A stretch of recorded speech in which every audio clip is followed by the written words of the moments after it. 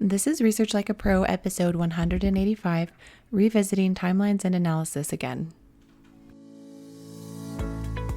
Welcome to Research Like a Pro, a genealogy podcast about taking your research to the next level, hosted by Nicole Dyer and Diana Elder, accredited genealogist professional. Diana and Nicole are the mother-daughter team at FamilyLocket.com and the authors of Research Like a Pro, a genealogist guide. With Robin Worthland, they also co-authored the companion volume, Research Like a Pro with DNA. Join Diana and Nicole as they discuss how to stay organized, make progress in their research, and solve difficult cases. Let's go! Hi everyone, welcome to Research Like a Pro. Hi Nicole, and hi to everyone listening.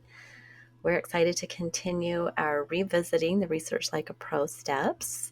Last episode we talked about research objectives, and today we're going to talk about revisiting timelines and analysis. And we're going to revisit an episode that we did, 114, but we're going to come back at the end and give you some of our new insights, especially since we talk about Airtable and we've been using that for quite some time now and have all sorts of fun new ideas. Yes, today our example in this episode was about Nancy Briscoe Fraser, and we kind of go through in the episode some examples from her timeline of analyzing different pieces of information, like whether or not she was a firsthand witness of certain events, like in the Civil War pension file.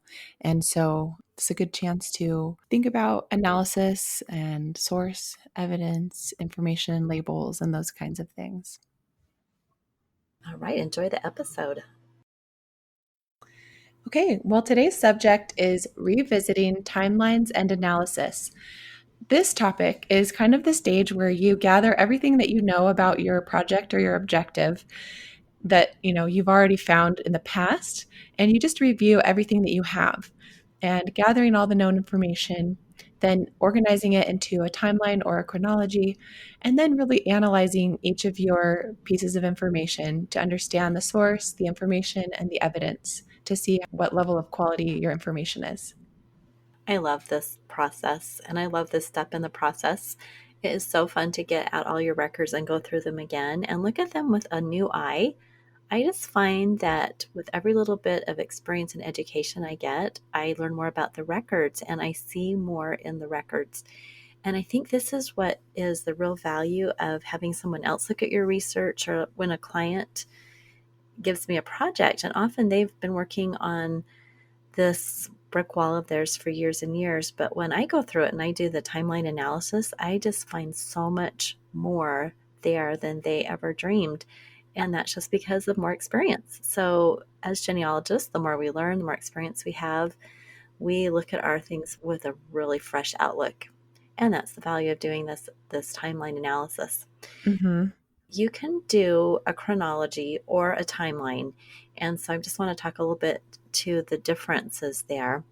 A timeline is done in a spreadsheet, and you have a column for the date, the place, the source, citation, and then a column for each of the parts of evidence analysis, the information, evidence, the source, any notes that you have. Imagine a spreadsheet and it's all right there in front of you, and you can color code it. You can do whatever you want to really show the information. So it's pretty succinct, and I like that because I want to see everything kind of at a glance. But another way you can do this analysis is in a chronology, and that would be something that you do in a Google Doc or a Microsoft Word document, and you would just list the date, and then you would go into more detail. Think of it more as a narrative form, where you would discuss that source in detail and the information and the evidence it holds. Some people really like having some real description of each piece that you want to have in your chronology. So it just really depends. And if you're just new to the process, you could try both and see the difference, see if you like one over the other, and just kind of explore what works best for you and your research. I really like the chronology, and I find that it's helpful to write out a lot of analysis on some of my more difficult cases. So that one is really helpful for me. And actually, sometimes I'll make both. I'll put a simple timeline up so I can kind of see visually the look of the timeline and the flow of it. And then I'll write out all the details and all my thoughts and analysis in a longer chronology. And so I've done that before, and that can be helpful. If it's something that you're really planning on doing a lot of work on, it's helpful to do a very thorough starting point analysis like that. Another thought is that if you are writing that narrative about each of the sources, you could take portions of that to use for your research report where you're Mhm. discussing that source. So it's like doing a little bit of preliminary writing as you go. And a lot of people like that idea of writing as you're going through this process. So that's something that you could also try, thinking that you maybe could use this in your future research report. Yes. One thing that I just thought of that a lot of people who are new to Research Like a Pro wonder is, should they make source citations for everything in their timeline?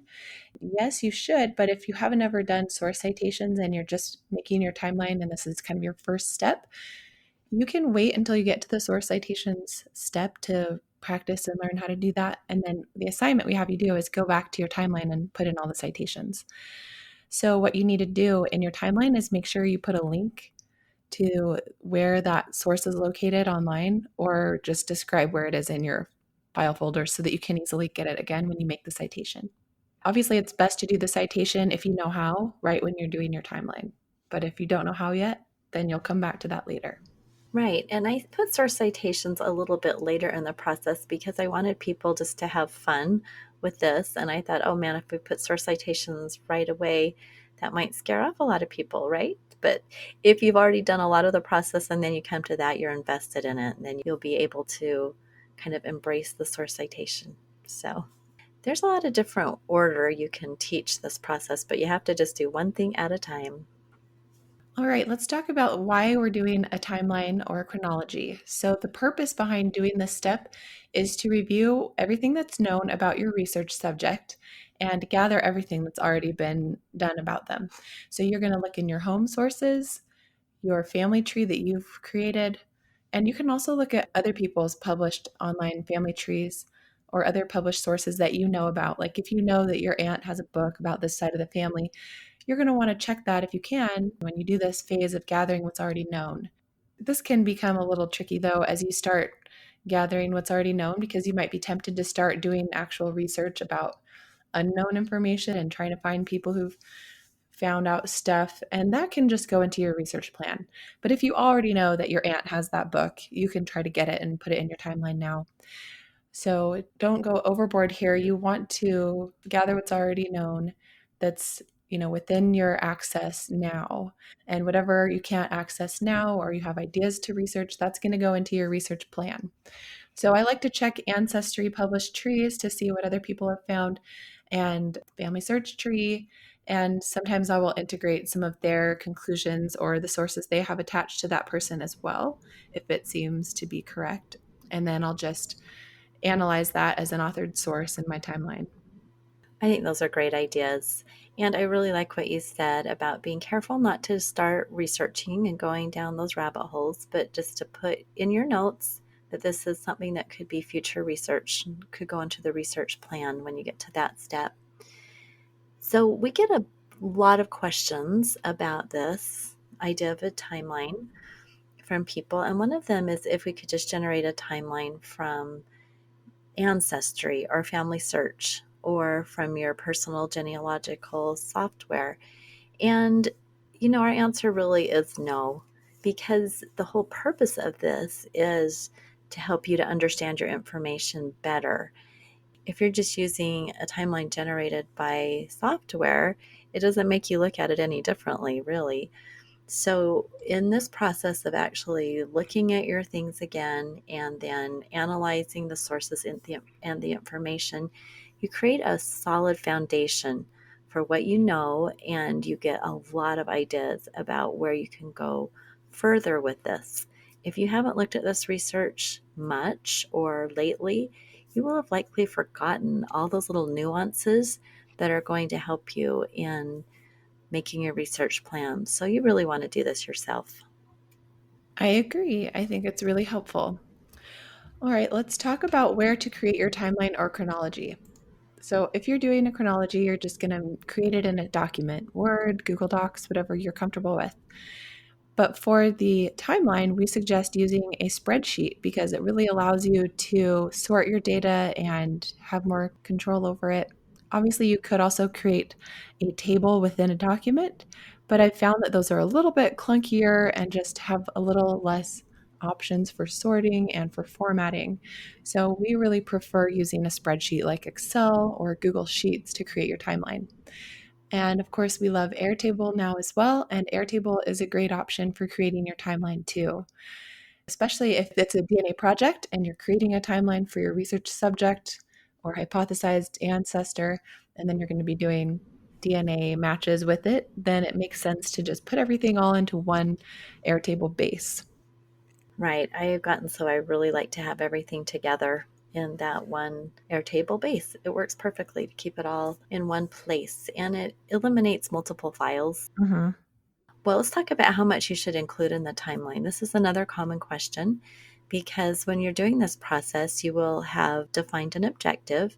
And sometimes people want to know if they should just put in the information that goes with that objective.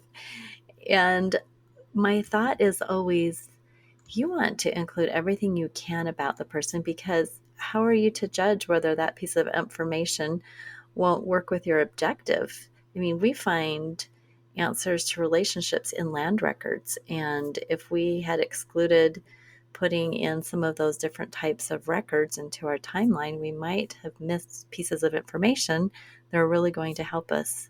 So you really want to include everything that pertains to your research subject and their life.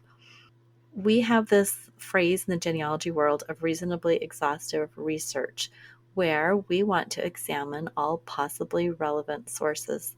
So even if there is a source that was created after a person passed away, it was a source for one of their children's records, but it pertains to the ancestor, that could be relevant to the person's birth. And I think of the example of a woman and you're trying to figure out her maiden name and it's found only in the death certificates of her children. Well, would that go in her timeline? Of course it would, because that is going to provide evidence for her maiden name. And just because it was created after the time span of her life doesn't mean we would not include it. So don't limit yourself in this. Really think of everything that could help. Think a little bit outside the box. What else could there be out there that could give you information about your ancestor? Like I said, children's death certificates or a pension application that was done by the widow or perhaps children. Think about what you've got for this family that could help with identifying and learning more about your research subject. Yes, I think sometimes we want to just build a timeline based on the person's early life and hope that that'll be enough because if we go forward to the end of their life and their children, that adds a lot of data. But then that might give us a valuable clue that we would have missed before. So the more that you can do, the better, especially if you have already gathered a lot of information about this family. All right, let's talk about color coding the timeline. This is something that a lot of people find really useful. And Diana has color coded her example timeline of Nancy Briscoe. So, some reasons why you might want to color code the events in your timeline are so you can quickly identify what you're looking at. So, it's kind of a visual cue that, oh, yeah, this green event is a residence, and all these green ones, these are places where they lived, these are census residences. And then pink, that's a marriage. Okay, so I can see the marriage really quickly. And then the birth is color coded yellow. So I have several different conflicting dates that were given by various sources for her birth. So I've color coded all of those yellow so I can just remember that all those events in the beginning are all pieces of information about her birth. So the color coding can be really useful and fun. I like color. And I always say if you can use color, why not use it? It's easy to do and it's so fun. It just adds a little bit of interest to our eyes rather than a white screen all the time. So let's talk about what we actually do with this timeline analysis, and that is when we look at the source information and evidence. So let's talk about the source first. And sources come in three types. We have original sources, derivative sources, and authored sources. So there's a column in the timeline, and if you're doing a chronology, you would just add this for the source. So we first look at that and really think about when this source was created, and if this was the first time that information was recorded. Now, in my Nancy Fraser analysis, her timeline, Nancy Briscoe Fraser, like Nicole said, I have several entries for her birth as written in the census records. And I'm sure a lot of you listening can relate to this, that there are so many different entries for her birth year. She was born either in 1845, 1847, 48, 1850, 1849. I've got a range there of about 5 years. And so when I look at all that information, I want to think about how that information can be used in researching her life. So a census record is an original record. It's the first time information was recorded. So when the census taker came to the household in 1850 and asked who's living in your household and how old are they, and then recorded that, and then we are looking at the image of it, that is generally an original source. Sometimes in the census records, you can see that they were perhaps recopied for a state copy, or there's something different with that. But you take a look at that and see if you can see that the handwriting is the same enumerator and that it looks like that the households were recorded in the order they were visited. We just have to look carefully at our sources.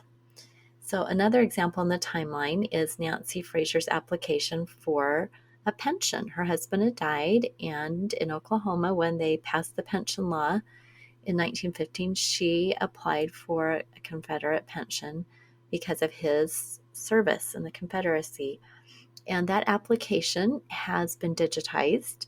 It's in beautiful color on the Oklahoma website, and it is an image of the original application. And you can see the different handwriting of the different clerks helping to fill out the information, and she was providing the information. And so that's an original record that was created at the time she applied for that pension. And then we also have on her record a headstone photograph, and this is on Find a Grave. That headstone was likely created at the time of her death by her children. Sometimes headstones are created much later, but it is an original source, and we would have to look at the information and analyze it. But a photograph of a headstone is original. Then we have derivative sources, which are copies or reproductions of the original. So on Find a Grave, we also have memorials. Memorials can be derivative or they can be authored. They can be a mix, and Find a Grave is a good example of that.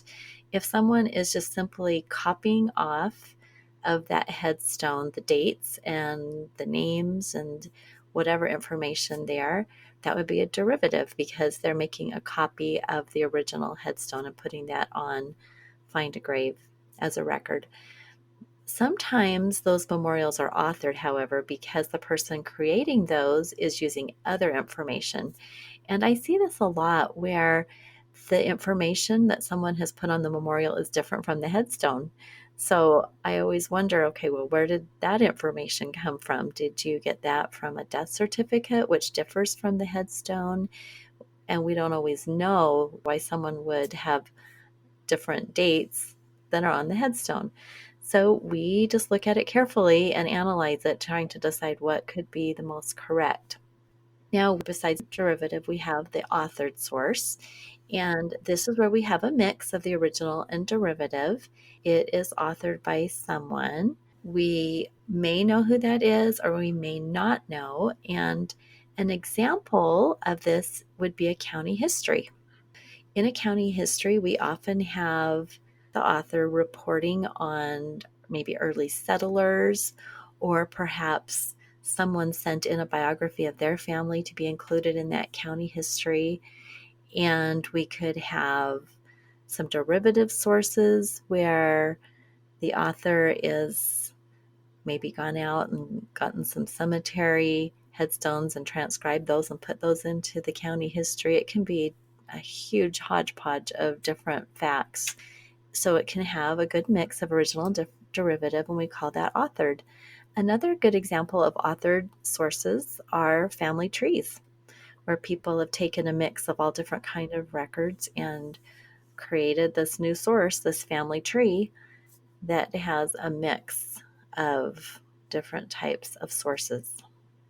Great. So, as a review, the three types of sources are original, derivative, and authored.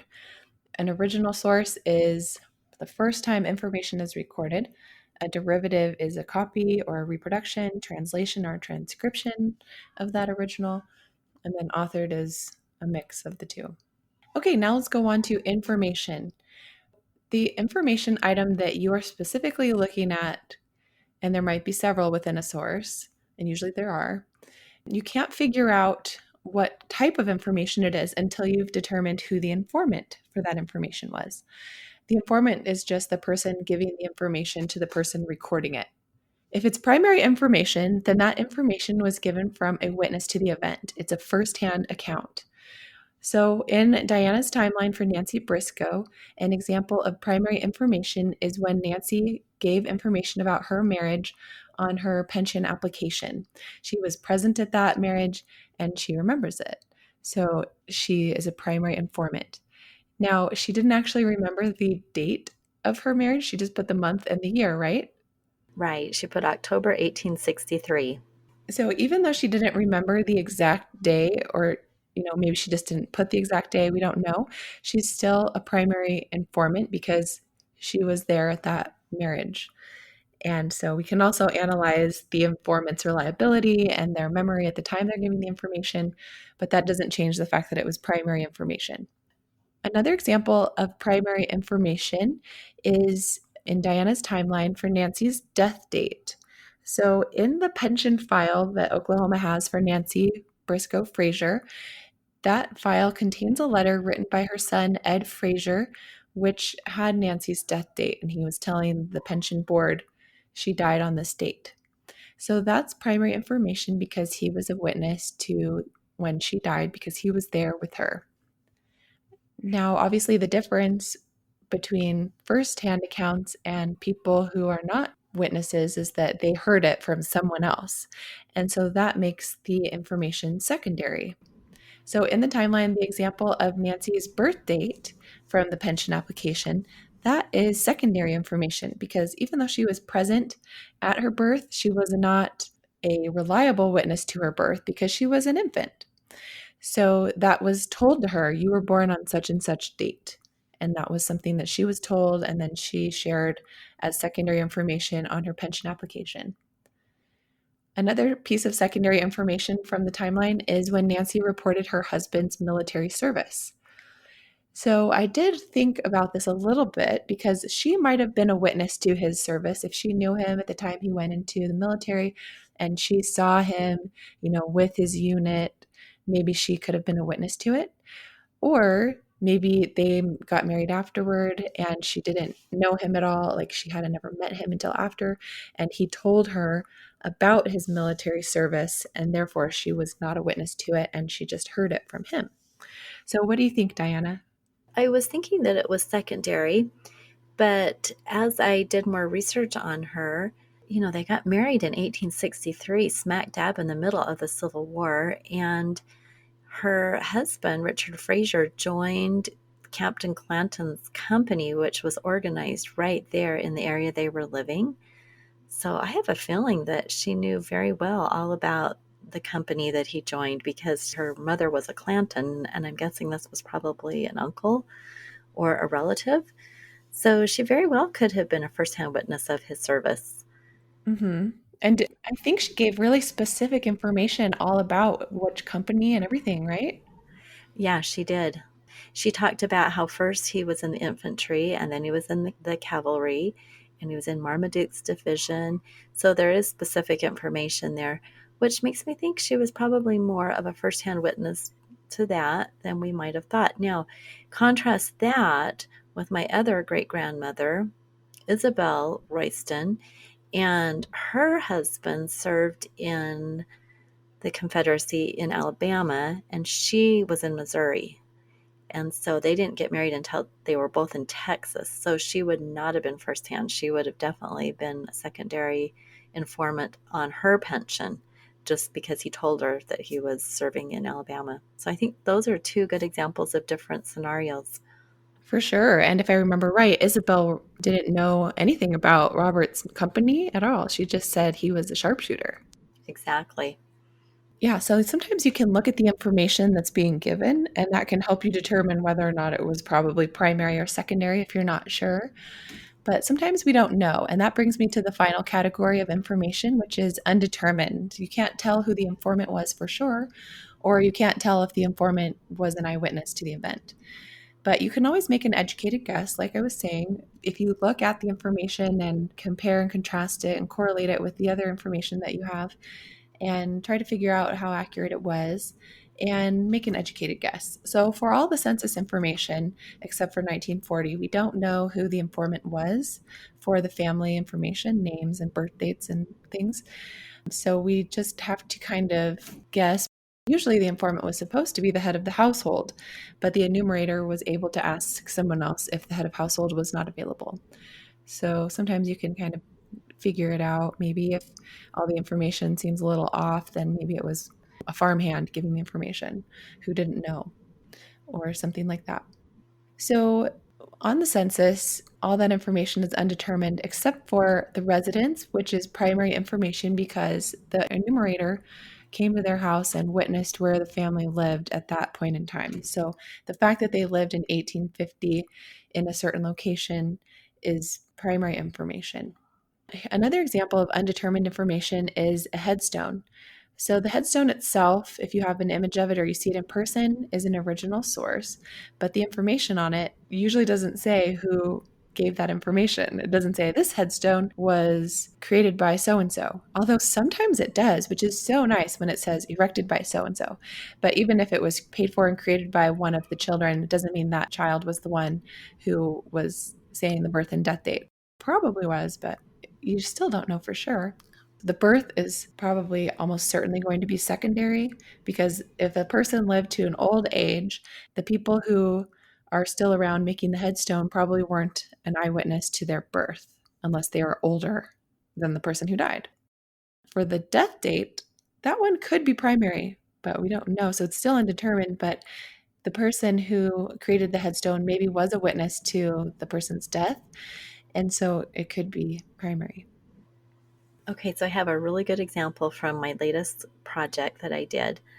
So, you know, those histories or biographies or genealogies that have been written, like sometimes really long ago, and you have no idea how accurate the information is? Well, I had one of those that told all about this family. And I thought, I'm just going to go look at the beginning and see if I can figure out how reliable all this information is, because this was obviously an authored source. You know, those genealogies, they've gathered up sources, right? So I looked at the beginning. This was digitized on Ancestry, and it was written in 1885. That's when it was published.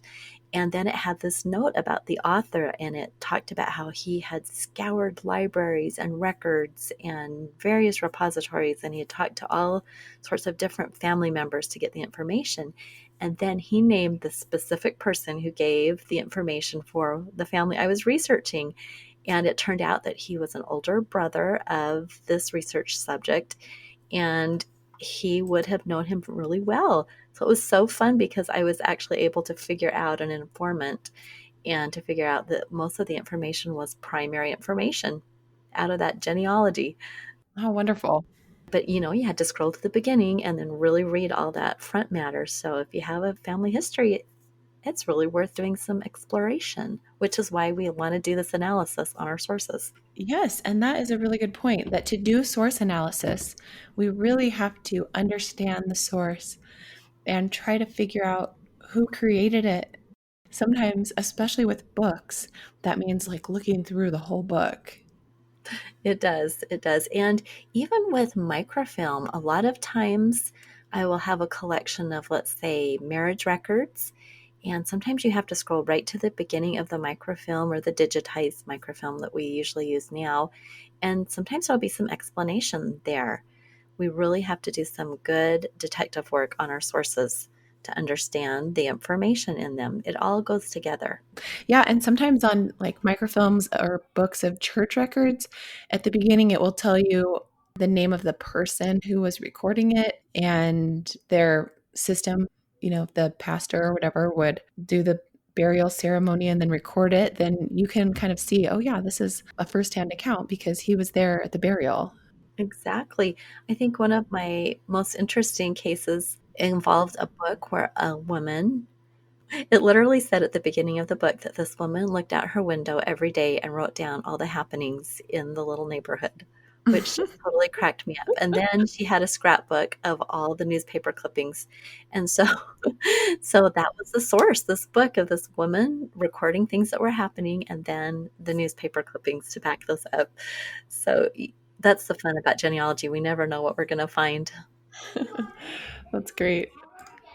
All right, so we've talked about the three kinds of information: primary, secondary, and undetermined, depending on who was the informant.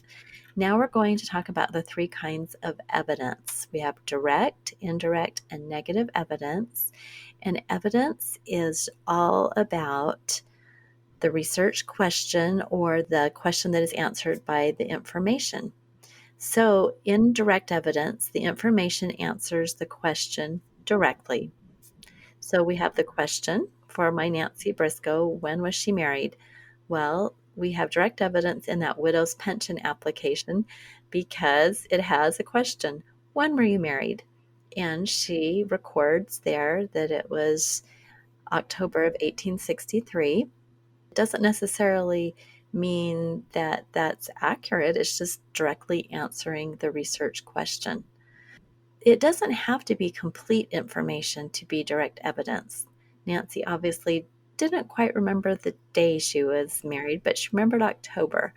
Well, that could give me a clue that maybe she just kind of remembered it was in the fall, that portion of the year. And so if I were later to find conflicting evidence that said maybe November or September, I could correlate and resolve that by saying she didn't have a specific date. And maybe she was just remembering the time of year because she was, much older at the time she was giving that information. But it directly stated the answer to when she got married. Now, indirect evidence is where the information provides a clue that we have to combine with other facts. So, for that same question of when was Nancy married, we could turn to the census to get some clues. And often we have to do this when we do not have anything for a marriage record. We often look for when the first child was born and then we subtract a year. So, with Nancy's case, we have her in the 1870 census, the first census where she is married to her husband, Richard, and their first child was born in 1868, as recorded on that census. So, I have her in 1860 single. So, we would think if we didn't have a marriage date that she could have been between 1860 and 1868. And often, I'll do an estimation of something like 1867 because the child was born in 1868. But it is indirect evidence because that question was not asked in the census. Like, when did you get married? It just asked, how old is this child? And so I'm having to do some thinking through and using the clues to figure something out. Now, we can have negative evidence, which is the absence of information. And so, for that same question of when Nancy was married, if I looked at her father's household in 1870 and she was not listed there anymore, and she had been up until then that would be some information that she was probably married, and her absence of being in that household could be used as negative evidence. Now, we always have to use indirect and negative evidence together with a lot of other evidence. It doesn't just stand on its own. So, what are some other scenarios if she wasn't in her father's household in 1870? Well, maybe she wasn't married, but she was just living with another family and working for them. She was living away from home. So she wasn't in the household, but she wasn't necessarily married. So we use negative, which is a form of indirect evidence, and indirect evidence with lots of other moving pieces. And we use those to provide proof of a fact. And this is quite honestly why we have to write up our research. If we are using all this indirect and negative evidence to prove something, it doesn't show up just putting it into a tree or on, Family Search or Ancestry. People can look at that and not understand anything. But when we write it and we correlate it, that is where we can actually establish proof, which is why it's so fun to be able to take all these pieces and put them together. Yeah, and that's why we have the written conclusion portion of the genealogical proof standard, because we can't really say that something's proven unless we are able to write it out clearly and logically with documentation. Wow, we went through all of the analysis. And so now, after you create your timeline, you can have columns for source, information, and evidence, and you can go through and analyze each event or piece of information from your timeline and see if it's an original source or derivative or authored, and what kind of information it is, and then what kind of evidence. And in the study group, we usually have people who ask the question, when you analyze an event in your timeline and you're trying to figure out what kind of evidence it provides, do you look at your research objective that you're doing for the project to decide if it's direct evidence for that question? Or do you look at the event itself and say this provides direct evidence for the residents and the names? So, Diana, what do we tell them? Well, I really like to analyze the evidence just for the specific event. That makes it a little more simple. So, if we're looking at a marriage record, we are going to say, yeah, that's direct evidence for that marriage because there's a record and it answers the question of when did they get married. And if we're looking at a census and we're trying to decide relationships that aren't clear, we might want to say it's indirect evidence for a relationship. So I like to just do the evidence analysis specifically for the event, each event in the timeline. Yeah, when I did my Lucinda Keaton timeline, my question was, who is the father of Lucinda Keaton? And then all of the things on my timeline didn't tell me the name of her father, so I just put indirect for all of them. And so that wasn't that useful to me. So I think what it is that you can't apply a specific label to each event as being direct or indirect or negative, because there's so many different questions you could be asking of that information, and each question that you ask could give you a different type of evidence, right? So it's a little bit easier to do this in a chronology or in something where you write out more discussion. You can say, well, this provides direct evidence for the names of the people in the household, but it provides indirect evidence that their relationship is parent-child because it's prior to 1880, and it doesn't show, if this is the parent and this is the child. It just shows they're all living in the household together. So you can really kind of talk it out and figure out what's direct, what's indirect. And then you'll also find some negative evidence too. On one of my timelines that I did, it was glaringly obvious that after 1830, the man did not live in that place anymore because he was absent from the census and absent from the tax records. And then there was a land sale of his heirs. And so I saw a big piece of negative evidence that he had disappeared. And so I guess that he had died right about then. So I did put that piece of negative evidence in my timeline, but it was just kind of an interesting entry in the timeline because it was kind of by itself and it was based on a few different other sources. Right. And it can be kind of tricky getting all of these things clear in your head, the source information and evidence. So, what I just like to tell anyone who's trying this process, trying to do the timeline, do the best you can. And as your understanding grows, as your experience grows, it will get easier, you'll get better. The important thing is just to really think through carefully the information that you're using for your genealogy. This will help you to really clarify some things, look at it in a new way. Don't stress too much about trying to decide if you have everything analyzed perfectly. Yeah. The point of doing the analysis is to get the best information. So if you find that you have a lot of derivative records, then you're going to want to try and find the original source. And if you find you're basing a lot of conclusions on secondary information, you might want to try to find some records where the informant was an eyewitness, if possible. Right. That's a great point. Sometimes this really points out that you are using just a lot of authored sources or derivative sources, and you've got to really go to work on finding some original, better sources for the information. And if you find that your evidence is a lot of it going to be indirect for your question, then just get ready to write a lot, because the more you write, the more you can weave in your indirect evidence. Right. Well, it's been fun to revisit evidence analysis and think through all those categories again. It's always good to go back to the basics. So, as you heard in the episode, we talked a little bit about how Airtable is a good tool for timelines, and it's a great place for keeping all of your tables and data in one place so that you can have your timeline, you can have your research log all in one Airtable base. So, one thing that I would add to that discussion is that you can color your Airtable timeline. And the way you do it is by either using the single select or the multiple select field types. And both of those have colored options. So you can go in there and put different locations. Like if you put in Ireland, England, and Germany, then you can have those all be colored different colors. Or if you have different counties within Alabama, each one of those counties can have different colors. So it doesn't color the whole entire row, but it does give that one column or field in the row a color. So if you like coloring things, that's totally possible in Airtable. Another thing we do with the timeline is to have colored event types.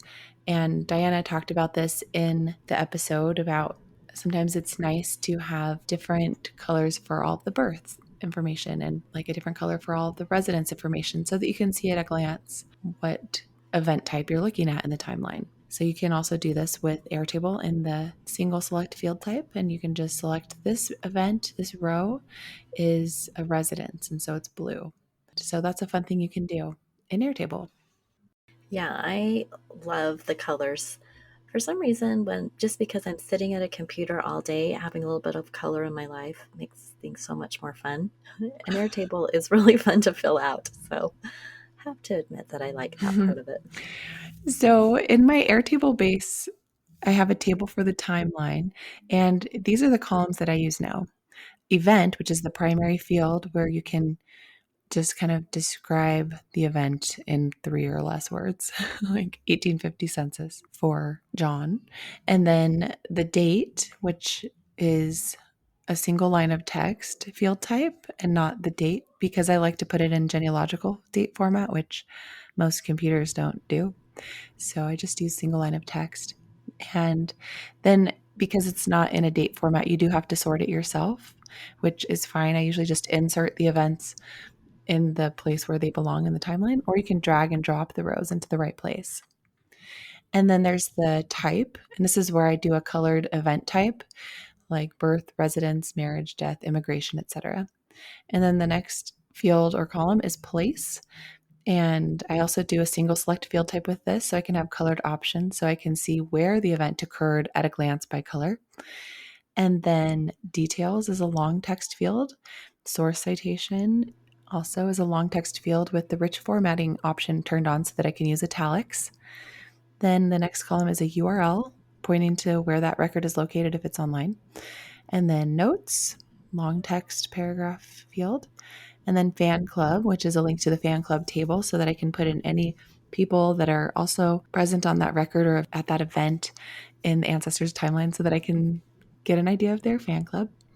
And then attachments where you can upload an image of the record, and then source information and evidence columns for analysis. And I played around with doing this as like a single select or a multiple select. So you can just choose from the list of different labels, source labels, and classifications. But then I decided I really prefer having them be long text fields where I can type out kind of my thoughts about the analysis, because it really isn't that helpful to just say, this source is authored.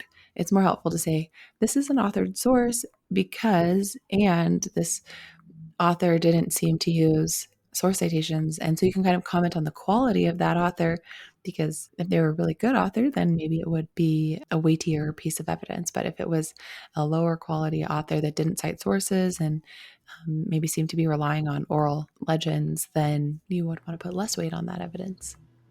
Yeah, I really like to have that be more text also rather than just a single select field, because I like to type some ideas out and some thoughts out. And I wanted to talk a little bit about the evidence column, this whole idea of trying to categorize evidence. And one of the things we need to realize that we really classify evidence at the end of the project when we're writing it, when we're assembling. And this is something that Tom Jones teaches. And if we try to think about what evidence something is giving prematurely, it could cause us to go off in the wrong direction or have bias. But it's good to practice and think about the evidence that a piece of information holds. And so, what I like to do when I'm looking at the source is think about the evidence a particular piece of information gives. And so, I'll say something like, the census provides direct evidence of the residents of the household. It's good for us to use our brains and be thinking about what pieces of evidence we can gather from a source. And I'm working on a project right now where I'm going to be using a lot of negative and indirect evidence. And I can't really put that in the timeline. The lack of this person being in the census is negative evidence. That comes together when you've done all the research. But you can put some specific things in there to get you started on your ability to analyze evidence. Yeah, for sure. You can ask a question of each event and say, if my research question were, when were these people married? Then this authored source gives me direct evidence of that. Or this census record gives me direct evidence of that marriage date. But if you don't have the exact marriage date and you just have a child's birth, you could say, this child's birth gives me indirect evidence of the marriage date, that they were probably married before this child was born. Right. And you can also say that with perhaps a household in 1850 with no relationship stated. And you could say, well, this is indirect evidence of a possible husband and wife and children, because you don't know for sure if that really is the case or not. But you can make a note that that could be indirect evidence. It's just to get us thinking about what we can find in that source. All right. Well, we hope you enjoyed listening to this episode about timelines and analysis. And we will talk to you guys again in the next episode. All right. Bye-bye, everyone. Thank you for listening. We hope that something you heard today will help you make progress in your research. If you want to learn more, purchase our books, Research Like a Pro and Research Like a Pro with DNA on Amazon.com and other booksellers. You can also register for our online courses or study groups of the same names. Learn more at familylocket.com/services. To share your progress and ask questions, join our private Facebook group by sending us your book receipt or joining our courses. To get updates in your email inbox each Monday, subscribe to our newsletter at familylocket.com/newsletter. Please subscribe, rate, and review our podcast. We read each review and are so thankful for them. We hope you'll start now to research like a pro.